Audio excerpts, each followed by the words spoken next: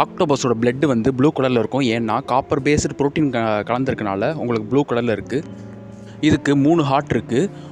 2 heart வந்து பிளட்டை pump பண்ணும், 1 ஹார்ட் வந்து பிளட்டை சர்க்குலேட் பண்ணும்.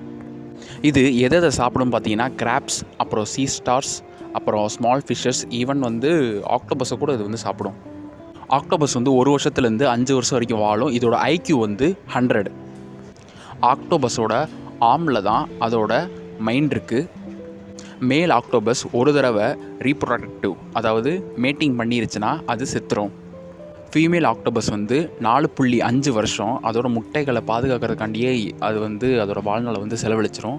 இதோட முட்டைகள் வந்து 4 லட்சம். இதோட முட்டைகள் வந்து ஃபீமேல் ஆக்டோபஸ் வந்து முட்டை பொரிக்கும்.